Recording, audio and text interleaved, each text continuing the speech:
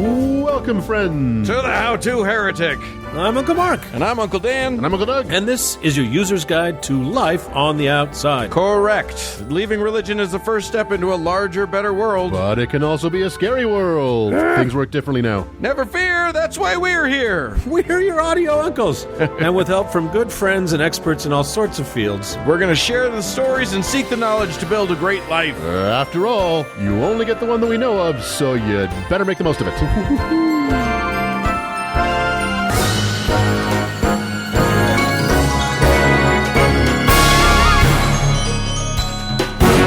Well, guys, how do you do? Here we are, yet again, another week, not so bleak, to take a peek at the truth we seek. I just did that. Wow. Yeah. That's amazing. That was a free sort of haiku for the people.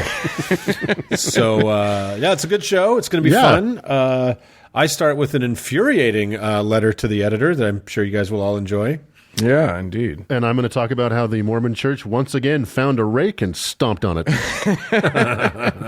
And I am going to supply you all with the secret. The secret. Yeah, and it's going to change everything. The chosen one. It's going to change the chosen one. The game has changed, kids. So yeah, forever. So be ready, strap in, and let's do it. Let's do it.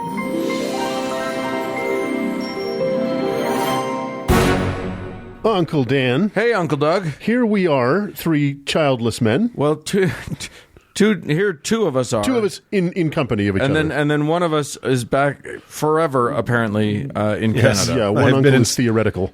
I have dug into Canada like a tick. Yeah. And I intend to stay. So good luck to you fuckers down there. But like I said, we don't have children. Thank God. Thank everything. Right. We are man-childs, however. Yes, exactly. We are children of the corn. Yeah, of the potato. But there has been, throughout the ages, good advice given to those who do have children. Yes. And I think that Uncle Mark has some to impart. I have incredibly good advice for those people who have children. You guys are going to just, by the end of this, you're going to be nodding. You will have a repetitive motion injury from nodding about what great advice this is for children. So I'll be nodding off. You know, guys, normally on our show, it's Doug, who's more of the current events guy. And what did you say the other week, Doug? You bring the news, Dan brings the Bible, and I bring the dumb, something like that. Something like that. And which is pretty much true. It does take the smartest guy to really understand the dumbest of the shit we do. So I appreciate that. Well, this week I'm still bringing the dumb, some rather appallingly super dumb considering the source, but it falls a tad into current events because it's something that just happened this past week. But the timing isn't really important. It's the megatonnage of so very, very much elitist, overprivileged dumb that left me wheezing. And the dumb I offer to the gods of the atheist podcasting universe today is a sweet little essay which appeared December 5th, 2019 in the cursed Wall Street Journal, the whining soapbox of the supply-side right-wing establishment. Written by an actual... What's that? Fake news. Fake news. Written by an actual therapist, apparently, named Erica Cosimar, Commissar, titled, Don't Believe in God? Lie to Your Children. Subtitled, The Alternative is to tell them they're simply going to die and turn to dust. Okay, you need to give me a minute for my rage boner to subside, because that's fucking unbelievable. The headline alone. Like, we could do 30 minutes just on that, right? Yeah. And we don't even need to dip into the body of the op-ed. But, Uncle Doug, when you're after you've consulted a physician, I'm good. Let's hold our horses and see how this person with a big fancy education explains this starkly binary straw universe of joyless, death-obsessed, nihilistic existential dread versus a technicolor chocolate factory of cheerful lies, shall we? By the way, I saw this headline floating around on social media the past few days, and I did not want to read it, mostly because I was too busy explaining bodily decomposition to kindergartners in graphic detail to waste any of this pointless life on a nearly dead rock hurtling through the vacuum of space to bother reading it, until our listener Paul Friedland added me about it and said, you got to do this, so thanks. Thanks? Is that the right word, Paul? Anyway, thanks. Yeah, put a question mark on that thanks. Yeah, we'll come back to that thanks. So, Commissar's op-ed starts off strong with a highly debatable point stated simply as objective fact. As a therapist, I'm often asked to explain why depression and anxiety are so common among children and adolescents. One of the most important explanations, and perhaps the most neglected, is declining interest in religion. The cultural this cultural shift already has proved disastrous for millions of vulnerable young people. What? What? You remember when there was no childhood sadness back in the 50s? Yes. Yeah, back in Salem. So, one of the most positive shifts in the past decades in much of the world is young people leaving the ossified, regressive, and very often hateful religious traditions they were raised in. Yeah. In fact, almost all progress in human history has been achieved by either questioning or totally rejecting the orthodoxy of prior generations. Our president's, all caps tantrums aside, we don't actually have witch hunts anymore. And that's because we saw that religiously fueled insanity as just that, insanity. And when we did return to witch hunting in this country during the Satanic Panic, it was a result of religious hysteria infecting society again, not a lack of it. Right? So, sorry, Dr. Commissar. Society becoming less superstitious and weighed down with Iron Age night terrors and demonology is a good thing. So, you won't believe it, she continues. But Mark, what about the children? Yes, what about the fucking children? I'm so tired of being more mad about people's kids than they are. About, giving more of a shit than they do. It's the most bizarre. I did not think this would be my life. Anyway, she continues. Children or teens who reported attending a religious service at least once per week scored higher on psychological well-being measurements and had lower risks of mental illness. I don't believe that. Yeah, exactly. Weekly attendance was associated with higher rates of volunteering, a sense of mission, forgiveness, we'll talk about that, and lower probabilities of drug use and early sexual, as she calls it, initiation. Pity, then, that the U.S. has seen a 20% decrease in attendance at formal religious services in the past 20 years. According to a Gallup report earlier this year, in 2018, the American Family Survey showed nearly half of adults under 30 do not identify with any religion. Okay. Unlinked but cited study aside, there are a lot of major claims here that she breezily seems to credit to any religion. So, leave aside that children in religious situations are conditioned through long years how to respond to questions about being happy, etc., right?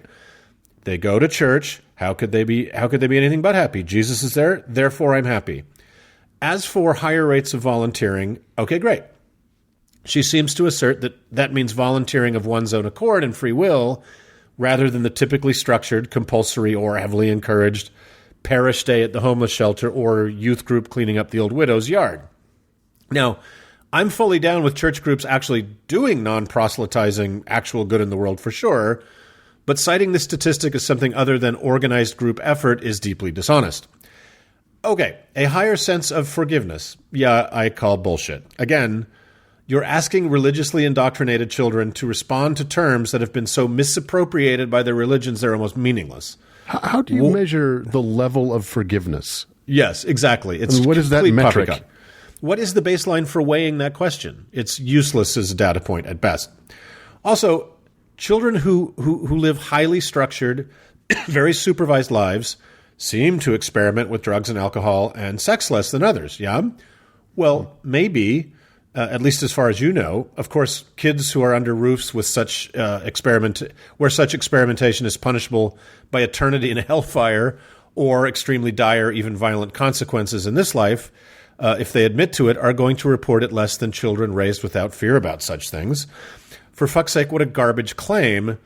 The religious kids might do all that slightly less, but they absolutely know to lie about it in order to avoid a beating, right? Right. I think a lot of listeners would agree with this sentiment, among many other things. Growing up in a high-demand religion made me an incredibly convincing liar. Yeah. I mean, you're not as good anymore. I'm sure you were as a kid. No, I know. I've kind of lost my luster. And to her statement that half of people under 30 now identify as non-religious, huzzah! Yeah. Maybe We're there's halfway hope. there. Right. Exactly. Maybe there's hope to use actual reason and science to rebuild this stupid country in a post-Trump renaissance and slow global extinction with testable solutions, right? Ooh. God, the things this woman chooses to mourn are baffling. So, does she cite? You said she doesn't cite the study that she names there, right? No, she did not cite it. Why not? Well, she didn't link to it. I can't remember the name of the study, but she didn't link to it. I'm sure it could be found, but I didn't have time to do it because I was too mad. So there. So let us leave that paragraph and all its burning straw statistics aside. She continues, nihilism is fertilizer for anxiety and depression, and being, quote, realistic is overrated. The belief in God, in a protective and guiding figure to rely on when times are tough, is one of the best kinds of support for kids in an increasingly pessimistic world. That's only one reason, from a purely mental health perspective, to pass down a faith tradition.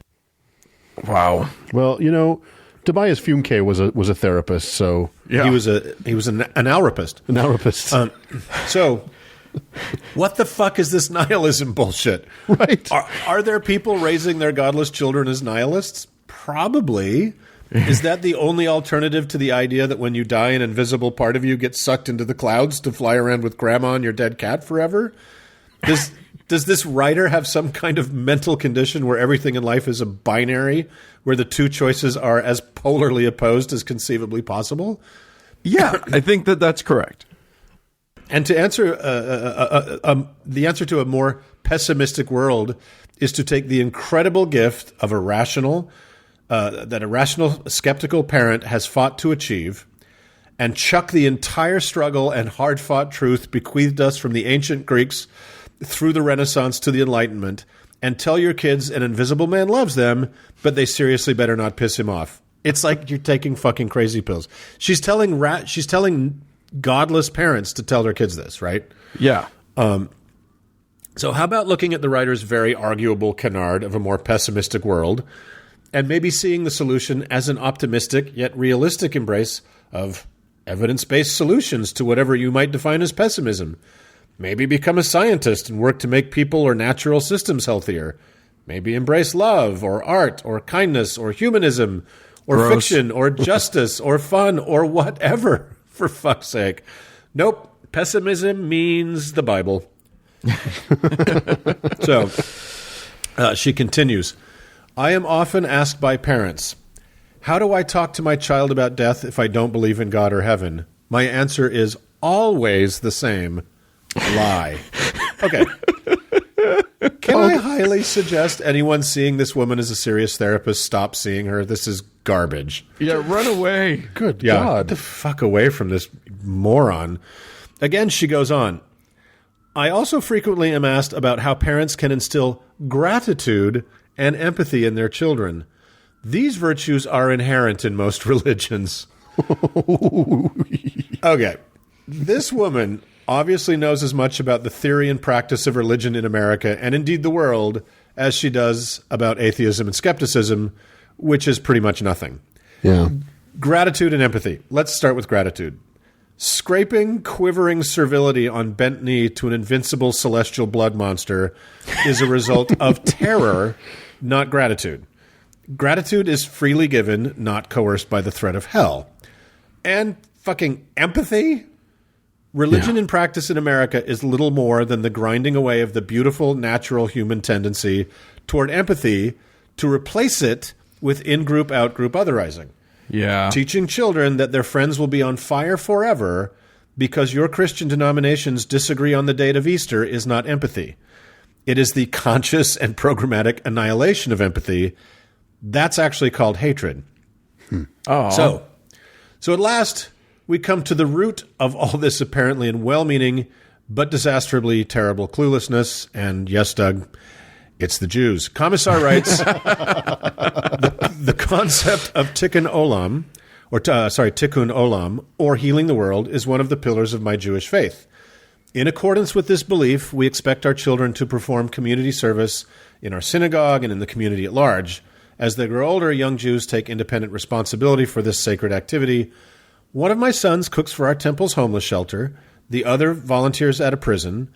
while my daughter helps out in an animal shelter. Okay, great. Good for you. That's all nice. Wouldn't it be great if atheists could also volunteer? Yes, it's just not possible. I wish we lived in a world with that kind of utopian ideals happening in the universe. Too bad. I guess we're too busy telling kindergartners graphic detail about decomposition. But Yeah, exactly. So tikkun olam is a wonderful idea in theory and usually in practice. I have nothing but respect for Jews who truly practice this selfless kind of service in the world. Good for them and everyone that they do good things for. But here's the point that is the fatal flaw of this horrible, horrible op-ed. The writer is not from the Bible Belt or rural Mormon country, nor did she come out of some suffocatingly horrible evangelical swamp. She attends and raised her kids in a very liberal, well-off synagogue on the Upper West Side of Manhattan, likely surrounded by other highly educated, sophisticated, and worldly intellectuals like herself. So to her, this is religion. And would that it were so. Yeah. I mean, I'm very happy to live a rational, godless life along with you two fellas, but would I have traded my miserable upbringing in a bizarre, historically violent, end-of-the-world obsessed blood cult for an affluent, educated, sane New York Jewish life? You fucking bet your bagels I would have. My Mormon church had a fucking shooting range underneath the chapel, fully equipped. It did. It did. We had 2 years of food storage so we could come out on top when St. Ronald Reagan won the inevitable and much pined-for nuclear war. Right. But to Commissar, her very likely lovely temple and religious community is 100% representative of the American experience of religion. And I would imagine her fellow mental health professional and friend of the show we had on a few weeks ago, Dr. Marlene Winnell, the coiner of the term religious trauma syndrome, would very much like to beg to differ. I know. All she has to do is cross the river to Brooklyn and see people of her tribe, see the ultra-Orthodox Jews and how they live and how they treat their children to know that her worldview is bullshit. Or just turn on the TV or look at Twitter or out the fucking window. Right. Exactly. It is, but she doesn't. So I'll skip ahead because I'm getting nauseous enough with this. But today the U.S., this is her again. Today the U.S. is a competitive, scary, and stressful place that idealizes perfectionism, materialism, selfishness, and virtual rather than real connection. Religion is the best bulwark against that kind of society. Oh, my God. Spiritual belief and practice reinforce collective kindness, empathy, gratitude, and real connection. She hasn't met a lot of the religious people I've met. Yeah. She has never met a religious person outside of her synagogue. Whether children choose to continue to practice as adults is something parents cannot control, but that spiritual or religious center will benefit them in their lives. Oh, fucking K. So, rather than being honest and sensitive to an inquisitive child by saying something like, kiddo, we don't really know what happens at the end of this life. Every culture has come up with some kind of explanation, but as we learn more and more about the natural world and how it works, there's no evidence to support any of those ideas, as wonderful as some of them might be. So, your mom and I think we should embrace and celebrate this life in all its beauty and color and richness, and always remember those we love who are gone, and maybe someday we will know, but it's also okay not to know things. Yeah. She proposes, you go, God. G-O-D, God. No more questions. God came. Yes. Yeah. Yes. They're with Jesus now. Only Jewish Jesus. So let's instill in our children a needless culture of lies and deceit. They'll eventually see past and have to unwind why the fuck you did that to them when you knew better. Well, also, fuck God. I would rather tell my kid that Santa exists. Exactly. And just say that all your dead grandma is with Santa now. Well, your poor grandmother's at the North Pole. At least he's a little easier to understand. I just realized something, and he's Uncle nice. Mark, tell me if I'm going to stomp on your punchline here, but I think she's ensuring job security for herself. No, I hadn't thought of that, but it could definitely be true. I think she's encouraging parents to damage their children that will show up in her office in 15 years. Yeah, well, you can't heal a disease that you haven't created. So, right. This is such a perfect look at the kind of obliviousness that comfort and privilege can create. This educated, upper-class New York intellectual is somehow unable to see past the walls of her liberal synagogue and see the real face of religion in America, with its numberless pedophile priests, its mudslide of philandering and fraudulent pastors, the evangelical worship of Trump, their new Baal, and the corrosion of democracy it's ferociously trying to foster, or its covering for domestic violence of all stripes and its violent patriarchy. The children that she hopes to help of religious America are in a crisis of exploitation, abuse, and enforced ignorance from which the law provides no protection because religious apologists like Erica Commissar insist it must not. Because to people like her that know exactly nothing about what religion actually is, believe it can only ever be a force for good. And the Warren Jeffs and the Creflo Dollars and the Joel Osteens of America couldn't be more grateful for her advocacy. So, Totally. The other thing about this is, you guys have probably heard this too, some variation of this conversation, more times than I can count, with some well-meaning ass who's, air quotes, spiritual but not religious, saying, sure, there's no God, but if you don't raise your children in some religion, where will they get your morals? Right. We've all heard this, right? Right. So this is a person that is insisting that the only way you can raise moral children is to lie to them and fill their heads with a mess of Iron Age garbage they will resent you for later for not telling them was a lie. Like, what the fuck is this shit? So there are myriad studies extant right now about the levels of quality of life, whether physical health or mental health, and how it's better or worse in society, in states in this country that are more or less religious. And in every case, a more religious society has worse results. Yeah. This is not rocket science. It's not even hard to find. I mean, a simple way to define it is red states have worse outcomes for children, in education, for children, for women's health, infant mortality, more people on welfare. Old white dudes tend to do okay. Yeah, generally. I'm doing fine. Yeah, exactly. So anyway, the biggest problem here is I had to buy a subscription to the Wall Street Journal to get past the paywall. So the struggle is real. The main thing that I'm noticing is that it's funny. I went to get a bio of this author who because you said, I think you called her Dr. Commissar at some point, which I don't is think a she's a misnomer. doctor. She is not a doctor. She's an LCSW. Nothing against that, but not a doctor. Her husband in this particular Random House bio is listed as an optometrist and social entrepreneur. I just wanted to point that out because I don't know what that means. Whatever that is, good for them. But, yes, indeed. But anyway, this, pro tip, if you lie to your kids about things of great importance, don't be surprised when they lie to you as well, right? So, yeah, right. All right. That's a bunch of bullshit, and now you guys don't have to read it. Thank you for that. So the moral of the story is don't go to therapy, all right, everybody? All right. Exactly. And with that, let's move on. Let's do it.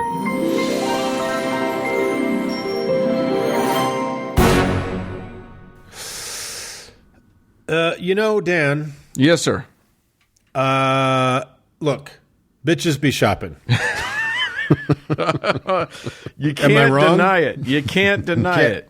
Yeah. It's a classic canard. As a gay guy, I like to shout that loudly sometimes and just see what happens.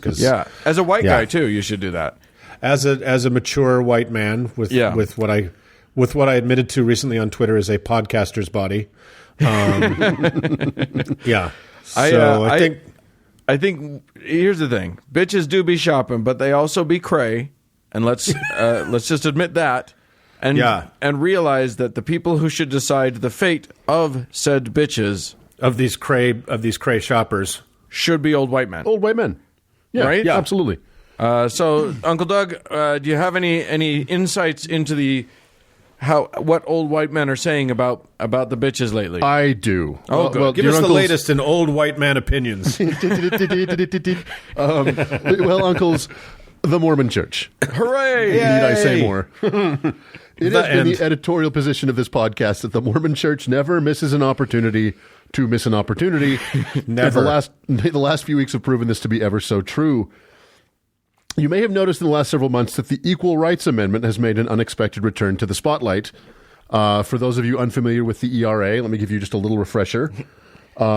Fresh off their victory with the 19th Amendment granting women the right to vote, women in this country got a little bit too uppity and decided to enshrine their right to equal treatment under the law into the Constitution. So, in 1923, Alice Paul and Crystal Eastman, two badass suffragettes, wrote the ERA and had it introduced to Congress that year. It didn't go anywhere, but it didn't go away. The amendment is very simple. I'll read the whole thing right now. Ready? Yep. Section 1, equality of rights under the law shall not be denied or abridged by the United States or by any state on account of sex.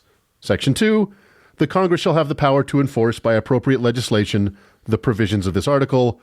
Section 3, the amendment shall take effect 2 years after the date of ratification. The end. Outrageous! I won't have it. So, that's it. It said nothing about sandwiches. With the rise of the women's movement, the amendment began to pick up significant support in the 1960s, and in 1971, it was reintroduced to Congress. It passed both houses in 1972 and was sent to the state legislatures for ratification. It passed the House, by the way, 354 to 23. Holy crap. And the Senate, 84 to 8. And before you ask, Orrin Hatch did vote against it. Of course he did. Yeah. Surprise. Somebody's got to be in that number, in that 8. Yeah. Yeah. A quick reminder, according to Article 5 of the Constitution, an amendment may be proposed either by Congress or by 2/3 of state legislatures. Once proposed, it must be passed by 2/3 of both houses of Congress and then by 3/4 of the state legislatures, 3/4 of 50 being 38. So 38 state legislatures had to ratify this amendment. Right. Congress put a sunset provision on the ERA for March 22nd, 1979. A lot of the time, in modern times, amendments have sunset provisions just kind of to like make sure they get moved along. And everybody expected this to pass. By 1977, 35 states had ratified the ERA. It enjoyed broad bipartisan support and the support of Presidents Nixon, Ford, and Carter. And ratification by the last 3 remaining states seemed certain. Well, fuck you. Every story needs a villain, and since Thanos was busy and Hannibal Lecter was locked up, enter Phyllis Schlafly. She's a beaut. She is. For those of you lucky enough not to know who this petrified scold is, I'm going to ruin your day. Until her black heart stopped beating back in 2016, she was the champion of everything evil and vile in American life for the past 50 years. Mm-hmm. Imagine that in the world of The Man in the High Castle, there was a Nazi version of Nancy Reagan. That's Phyllis Schlafly. What do you mean a Nazi version of Nancy? You mean another Nazi version of Nancy Reagan? Phyllis Schlafly was the Nazi version of Phyllis Schlafly. Yeah, exactly. They're making it. When I was in Toronto earlier this year, they're making a movie about her there. Oh, you kidding? They're making a movie. I think it's called Mrs. America. Yikes! Great. Yeah. What possible beef could this woman have with the ERA? Well, she being a woman and all that, right? In the Eagle Forum newsletter, she penned an article called "What's Wrong with Equal Rights for Women?" in which she argued that the ERA would lead to... There was something. Exactly. The ERA would lead to, quote, government-funded abortions, homosexual school teachers, women forced into military combat, and men refusing to support their wives. So, wow. Yeah. Her efforts were very successful, and she basically single-handedly stopped the ERA dead in its tracks. No further states ratified it, and it died on the vine in 1979. As it turns out, Schlafly's view that women are nothing more than uteruses with legs dovetailed perfectly with several conservative southern states and one very weird southwestern state where we currently reside. Yeah. I'm old enough to remember our mother, Uncle Mark, being a fierce critic of the ERA and absolutely lionizing Schlafly. If you mean by fierce critic, you mean going literally apoplectic and foaming at the mouth, unable to form words when women were on the little black and white television with the ERA signs? Yes. Yeah, that's what I mean. She was yeah. Holy shit. Yeah, most of her opposition was based on her deep hatred of feminism and the women's liberation movement. And women. She just hated, And she was not alone. No. By any stretch. So what's great is that if you're effective at indoctrinating humans, you can get them to be fully against their damn selves. Yeah, as we are watching play out in real time in our country. Pretty amazing. Yeah. I remember, I'll never forget something she said one time when we were watching the news, and there was an ERA thing on. She was furious, and she said, "Those bitches think they're better than me." Oh, and that was chilling. Wow, right? It was chilling because it's like I'm a Mormon woman. I'm a second-class citizen to my 12-year-old son, right? I'm a helpmate. And what is it with these people that think they're better than that? Yeah. It was dark. It's a little dark moment there in an otherwise sunny youth. I thought you were going to say it was dark because you heard your Mormon mother swear. Oh, she swore all the time. Yeah, she did swear all the time. Yeah. My mom, the deepest cut she got on swearing was hell's bells. And if she was really, really upset, you might get a damn out of her. Oh, wow. Yeah. Wow. In the early 2010s, a movement began in this country to try and remove the sunset provision from the original ERA and therefore to revive it. Yeah. Although at this point it's been unsuccessful, if it's removed, that would mean that with the original congressional vote and the 35 state ratifications, we would only need 3 more states to ratify it, and it could theoretically become a part of the Constitution. All these years later. All these years later. And in that environment, and in spite of the poisonous state of our current politics, in 2017, Nevada ratified it, and in 2018, so did Illinois. So that means we only need 1 more state legislature to hit the 38 states. And there's and states can't go back and say take backs. We don't want it anymore. 5 of them have. Oh, really? But they're not part of that 37. What? So they're part of the other group of states. Okay. So 5 states, several states ratified it and then rescinded it. 5 states, including our own, never even tried to ratify it. Right. So, so it has to be said that even if those 38 states do, it's far from legally certain what happens next, but it would be a sizable political moral victory that might drive popular opinion. Which brings us to this week. Here in our own home state, ERA supporters, including a group called Mormons for ERA, started trying to gain public support for our state legislature to be that 38th vote. Initially, when they started talking about it, the Mormon Church remained silent, which ERA advocates took as support, or at least the lack of opposition. Right. So for our state... that's what they believed. Yeah. Probably, I'm going to guess, not. Their belief was not right. I think we all know where the story's going. For our out-of-state listeners, the Mormon Church calls the shots in our state legislature to a degree and in a way that would truly shock you. It's overt. Yeah, it's straight up. And so silence from the church on this issue was a big deal. Yeah. So to the point where our local beloved political cartoonist, Pat Bagley, one of his books has the most brilliant image I've seen about this, which is the Mormon temple, which has, if you don't know, it's got a golden statue on top of an angel blowing a horn. Mm-hmm. And the horn in this image is pointed directly at a puppy dog sitting on top of the Capitol building, listening intently to the horn with its ear up. Yeah, his master's voice. His master's voice. Yeah. So, very good. As Uncle Dan hinted at, for those of you thinking that the Mormon Church might, this time, find even accidentally itself on the right side of history, prepare to be disappointed.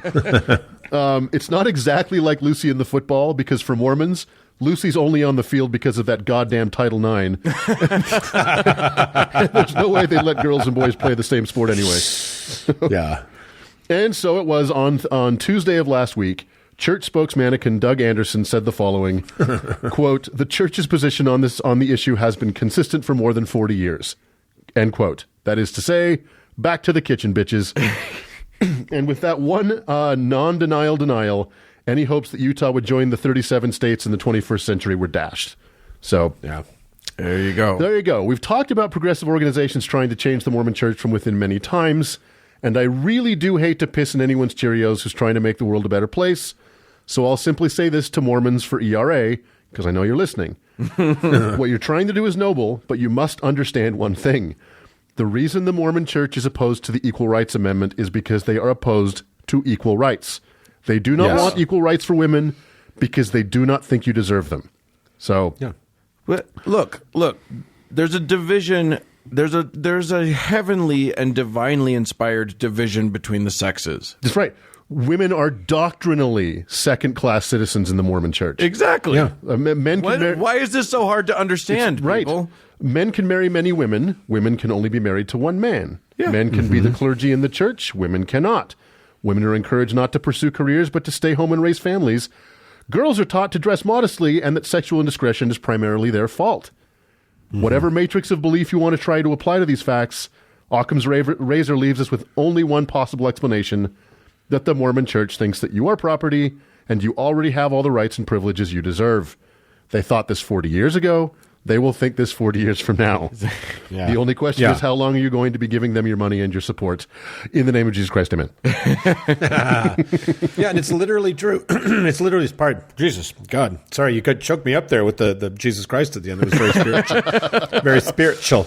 But it is literally true that a mature Mormon woman married to her husband, maybe she owns a business, maybe she's got a big PhD and a big brain and all that stuff, but she is outranked by her 12-year-old booger-picking son on his 12th birthday. Yep. Right? Well, but that's only because, and in fairness, this is the only reason, because he has magic powers and she doesn't. So that's right. He is now a wizard in a clip-on tie. And you better do what he says, woman. It's vile. But Doug, Virginia, you might have mentioned Virginia, right? That it looks like it might be the tipper. Yeah, Virginia's looking like it might be it. Which is funny. So, go ahead.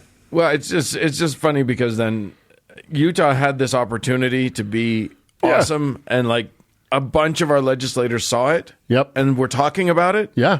And then one little whisper. Yep, just a single sentence. From the church office building, and suddenly it was like, oh, never mind. Yep. We're just kidding. Go, Virginia. Have fun. That's right. It was beyond dead. But yeah, Doug, if Virginia passes it, does it become it's legally a constitutional amendment? So this has never happened before, this particular scenario. So it is unclear whether it will just automatically become an amendment because if the vote were held today in the same Congress, we all know how it would shake out. Yeah, sure. And the 38 state legislatures would probably re-ratify it because they remain enlightened. Yeah. But we just don't know. So, but the thing is, if you remove that sunset, Virginia passes it, then you have an amendment that's passed Congress by 2/3, and that 3/4 of the state legislatures have ratified. So technically, it's how do you remove the sunset though? That has to be passed by Congress, doesn't it? Yes, it does. That's the uphill battle. Have you seen what our Congress looks exactly. like? That's right. This is not going to happen today. So does the sunset need to be removed by 2/3 of both houses? No, the sunset only apparently needs to be removed by a majority. It's interesting. Yeah. Which would work just great in the House, and we'll have to hold out a second for the Senate. Yeah. So anyway, the Senate is full of what are they called? Christians. Dickheads. So it's not going to happen. White men. Yeah. So it's not going to happen. So well. Nice try, ladies. Yeah, and if it's going to be, the 38th state ain't going to be Utah. Right. That's the end of that. So try again in another 40 years. We'll get this eventually. All right. Well, thanks, Uncle Doug. I'm depressed. Well, ladies, keep on marching, and we'll march with you. Yeah, exactly. Yeah. All right. Let's move on.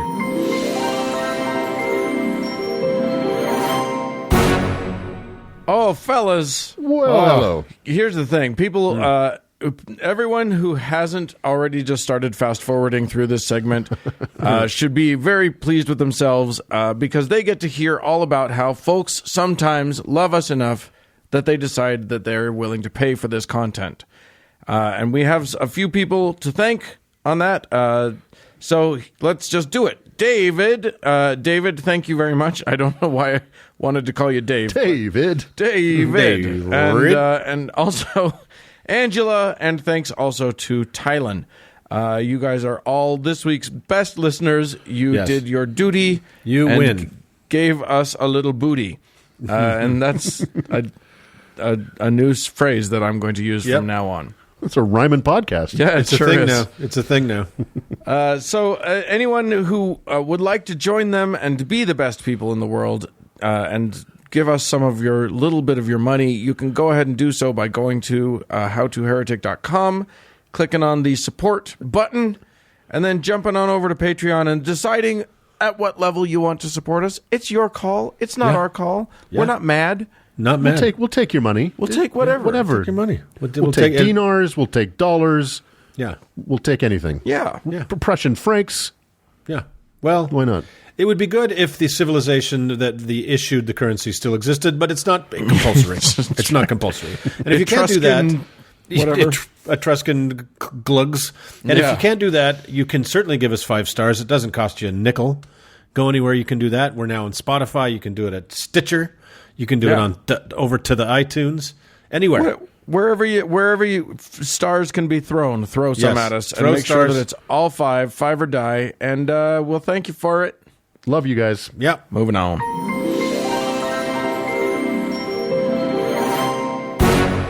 Uncle Doug. Uncle Mark.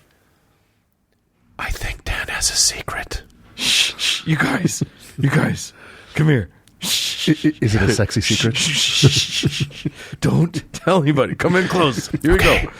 You guys, I'm about to tell you some stuff that has been known for millennia, but only to a select few. Okay, this is information which has been hoarded and kept under lock and key by the wealthy and powerful of the world since the world began. But now, well, just for you guys and our listeners, you're very lucky, because I'm going to teach you the secret. Secret. Which neither of you guys seem to know what it is, which I think is delightful. Well, maybe I do. I don't know. There's so many secrets, Dan, between us. No. There's just one. It's the secret. Okay. The, with a capital T. That's right. After I teach you this, you'll be wealthy and happy and fulfilled beyond your wildest dreams. Well, that's not exactly true. You'll be wealthy and powerful and fulfilled exactly as far as you're able to dream and no further. Right. The secret, my friends, is based on the law of attraction. Okay. Which sounds kind of sciencey, so it's probably true. I mean, that's got to be some Isaac Newton shit, right? Yeah. Sure. Pretty sure it was Newton. He knew about it anyway, for sure. Also a Fig rom-com. Right. Well, his brother Fig. It was his brother. Exactly. Yeah. He invented the cookie, this little snack cake. Yeah. How do you think he did that? With the secret. Yes. Now, I will admit that we don't have any proof that any of the Newtons knew about the law of attraction. But the first time that we plebeians could have come in contact with the law of attraction, with the principles of it, seemed to have come out of the 19th century movement called the New Thought. Or as I like to call it, the new thought that really should be exposed to newer thoughts. The New Thought movement was based on the ideas of the gloriously named Phineas Parkhurst Quimby. No. Can't get enough of that. That sounds like the original mayor of Springfield. You should see a picture of him. He looks like the original mayor of Springfield. Does he really? Neck, beard, and all. Did he fly an airship? Yeah, I think so. I think that was his main means of transportation. Yeah. Quimby was a watchmaker who became fascinated with mesmerism. That's hypnosis for them, as care to know. And it eventually evolved into healing sick people. His theory was that disease was caused by false beliefs. He said, quote, "The trouble is in the mind, for the body is only the house for the mind to dwell in, and we put a value on it according to its worth. Therefore, if your mind has been deceived by some invisible enemy into a belief, you have put it into the form of a disease, with or without your knowledge." Yeah, most of us did it with knowledge. Yeah, for sure. By my theory, or truth, I come in contact with your enemy and restore you to your health and happiness.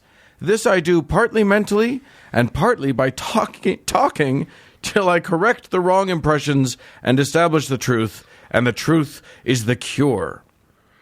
Okay, let me just warming up my third eye. Right. Yeah. This, my friends, is not true. But as the germ theory of disease was not yet in widespread understanding, I won't be too hard on the guy. Anyway, Quimby decided that our thoughts controlled parts of our reality, and a whole bunch of folks took that idea and ran with it. Mm-hmm. The term law of attraction didn't make it into print until the book Isis Unveiled, a discussion of the mysteries of theosophy by Uncle Mark's good friend and crazy Russian occultist, Helena Blavatsky. Blavatsky! Yeah, go see episode 54 to dive into that steaming pile. Yeah, of poop. Of whatever it is. Her idea was that elements of spirit were attracted to each other. I don't know what that means, but it sounds cool. Anyway, the idea morphed and moved as different great minds got a hold of it.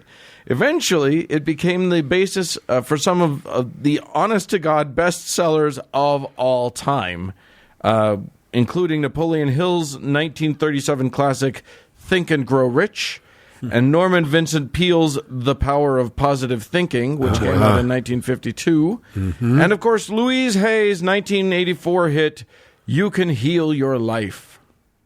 All of these postulated that thinking better was the key to a good life. All right. And yet, something was missing. There was still a missing piece to the puzzle, and that piece was finally revealed when Esther Hicks, a small-town girl with a stubborn commitment to a bad ponytail, and her husband Jerry hit the world with Ask and It Is Given. This 2004 classic changed the fucking game. But how could a woman from Colville, Utah, that's true. Really? Really? Wow. And a former Amway salesman / musician / comedian / and I swear to fucking God, I am not making this up, acrobat in a Cuban circus.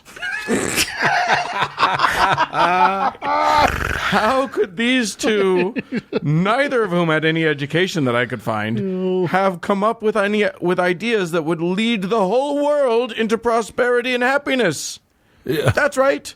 They couldn't. And they admit it. They didn't come up with the revolutionary thoughts contained in any of their books. Nope. They're just the messenger. Like all truly great New Age woo, this nonsense was channeled. Of course. I'll let the title card from their own YouTube video explain. Quote, Esther Hicks translates blocks of thought from non-physical source energy using the name Abraham. But with every word except of capitalized. Look, don't get it twisted. While this process looks a lot like that ancient drunk Ramtha coming through Jay-Z Night, Hicks has an extra trick up her sleeve. Abraham is not a person, but a whole group of entities. Boom! Take that! Suck it, Knight! What's that? You're only channeling one guy? Huh.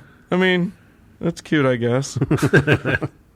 And she does it upright, too. I watched one video where she got up in front of a pretty full La Quinta banquet room, got to the mic and said, and this is a direct quote, "Hello. Goodbye." Then she she closed her eyes, loud-breathed, and bobbed her head like a cow for literally 45 seconds. And then, Abraham! And Abraham can talk. It was a steady stream of New Age buzzwords spoken in overly enunciated, occasionally quasi-British speech in such rapid succession that you don't have time to doubt or even understand a word that she's saying. That's the power of Abraham. Yeah, classic. Again, of course, he's British. He's British. Like these channelers have the same solution as people who make movies about Nazis in English, right? Yeah, just give an English accent. Just make him British. Yeah. Well, it's so quasi-British. It was only like every now and then a vowel comes out, and it's the British vowel or whatever. It's so stupid. It's just this vague sense of it can't be me, so they've got to speak very carefully and and enunciate overly well, and every now and then a word comes out that sounds more British than another, and it's just so bad. It's the exact same thing as the Empire in Star Wars, except also gay. No idea what that means. I'll give you a couple quotes from that video, though, because it's good stuff. You are eternally source energy. You are vibration mostly. Okay? Mostly. I think you're gonna get it. You came here to bounce off the platform of what is into that which is becoming. Everyone with me? I'm sure you are. It's great. And my personal favorite, before I couldn't take it anymore and had to turn the video off, in the moment that a desire or even the slightest preference expands forth from you, the source from which you have come and the source that is the basis of what you are rides the rocket of your new expanded idea and becomes it vibrationally. Wow.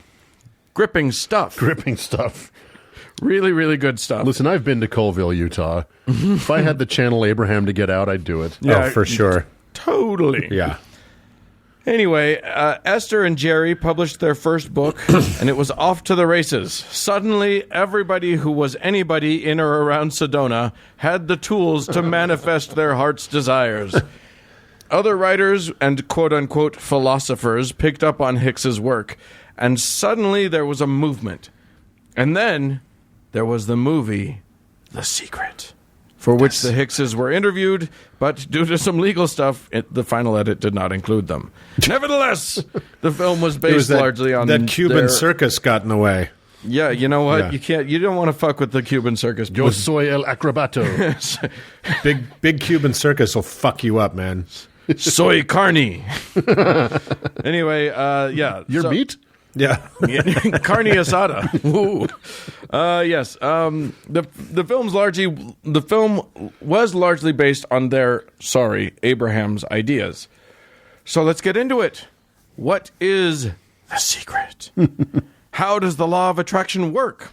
Well, similarly to our old friend homeopathy, it starts with the pithy notion that like attracts like. Mm-hmm. In this case, that means that if you think/feel happy, good things, the universe will totes pick up on that, and happy, good things will be attracted to you like a magnet. Except that magnets repel like and are attracted to opposites, but shut up. Magnets, how do they work? Right? That's a great question. Somebody should ask that. As is carefully outlined in the movie The Secret, yes, the movie came before the book, for those of you wondering, your thoughts are key to everything. You see, your thoughts have vibratory frequencies, which can be proven by looking at the wiggly lines on a brain scan machine. What's that, science? That's not what those wiggly lines mean? Shut up! Nobody asked you! As I was saying, it's been scientifically proven, no citation, that thoughts vibrate. And then the universe hears that vibration and sends things that vibrate at the same frequency back to you. So, if you're thinking about how you feel like shit and you don't like your job, you'll feel even more like shit and you'll get an even worse job. But if you think, and I mean really think, like a fucking lot, super focused, about how much you want the International Space Station as a yard decoration, well, they're all very clear that you can manifest pretty much anything you want to. So, that fucker's coming down. See, if this were true, I would be buried under a pile of sexy co-eds. Yeah. It's also weird that they were unable to visualize themselves into the movie, but for some legal reasons. But whatever. It was all very amicable by the end. I am assured. But wait, did I say it's all about thoughts? No, wrong. You suck at this. The law of attraction is all about how you feel. You gotta feel it. It isn't enough that you would it isn't enough to think that it would be cool to own a Tesla Cybertruck. You gotta feel as if you already own it. And you gotta feel great about it. I mean, it just makes sense, guys. If every day you dread opening your mailbox because you're in crippling debt and the bills just keep coming, guess what? You're going to keep getting bills. Doy. But if you change your mindset and instead focus on how happy you'll be to get checks in the mail instead of bills, and you really try to capture that feeling, well, what do you think is going to happen? You could also change your address, and then the bills just don't come to you. There's a lot of choices. There's a lot of options. A lot of things to change. Yeah, for sure. Listen, people pay lots of money that they likely can't really afford to spare to go to seminars, buy books and online programs, and even hire personal law of attraction coaches. Oh, God. I read one account from a reporter who listened in on a few phone sessions with a coach. One woman had been doing a happy dance all day because she had finally paid off her debt. Another woman was celebrating the tall, handsome boyfriend she had just acquired. So that's pretty neat, right? Sure. Of course, neither of these things had actually happened yet. They were just getting their vibrations lined up. But it was sure to happen very soon because of the law of attraction, which tens of millions of people have bought into, including Oprah. So it must be true, right? Yeah. Oprah doesn't buy into just anything. I think we've proven that. Yeah. No. She's very discerning about what she buys into. Very discerning about any sort of woo. And she's a billionaire, so it must work, right? Which is why tens of millions of millionaires are walking around all over the place. Yeah. And everybody is in great shape and happy all the time. That's right. Right? So there you go. That is the basic law of attraction. It doesn't work because magic isn't real. But, boy, you can get some people saying it does. Well, it's a secret no more now. Now our listeners know. Oh, the secret's out. Yeah. Oh, my God. The opening of The Secret, I watched about 4 hours of it last night. It's only an hour and a half long, and there was still a half an hour left when I stopped. But I'm pretty sure it was about 4 hours. Has GAN done that yet? Have they done that? No, we should. They have to do it with us now. Yeah, okay. Because we know all about it. Because I want you guys to have to watch it. Fuck you, Dan. Yeah, it's a pretty amazing bunch of bullshit. Is it kind of like what the bleep do we know kind of shit? Basically, it's very, very, very similar. They interview a lot of people. They do mention quantum physics. Of course they do. They don't really understand it. Of course they don't. Nor do they understand what the point they're trying to make. Right. But they mention it. It just sounds like it should probably back up what they think. Yeah.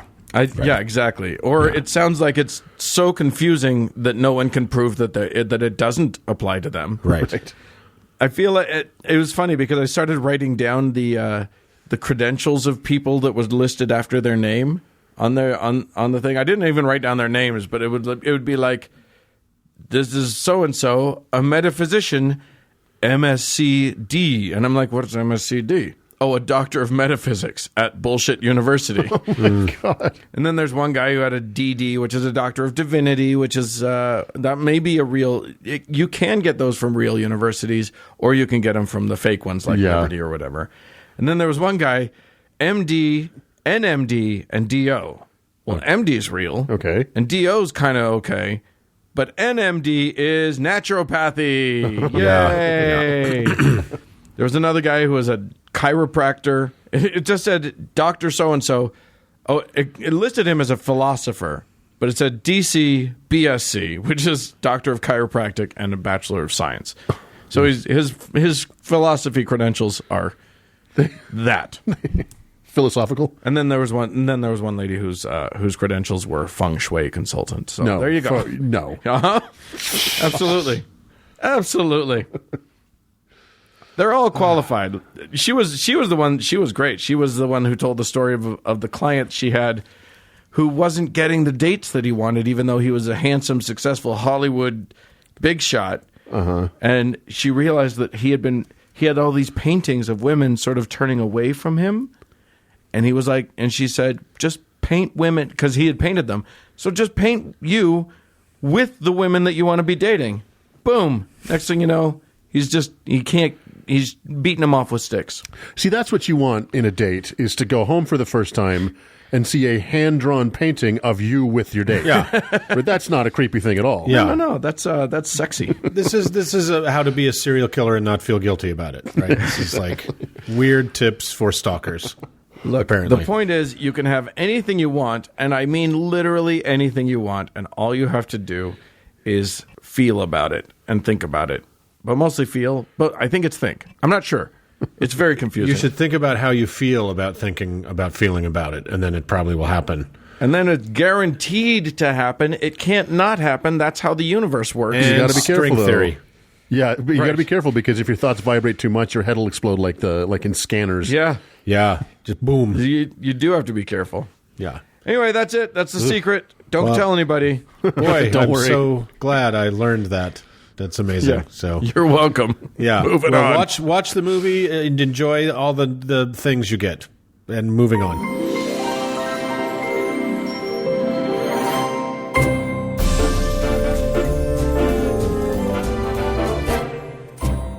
Well, friends, that is it for. Sorry. What was that? Deputy dog shit. Well, friends. Hey, we'd love to hear from you. Send us an email, howto@howtoheretic.com. Or if you have a secret you want to tell Uncle Dan about, you can leave us a voicemail at 903-88-HOW-TO, which is 903-884-6986. I'm also not so secret on Twitter at howtoheretic. And thanks to our patrons, we love you. And thanks to Cody Layton for telling us all his secrets. Now we own him. Yes, indeed. And thank you, friends, for tuning in. Bye, friends. Bye.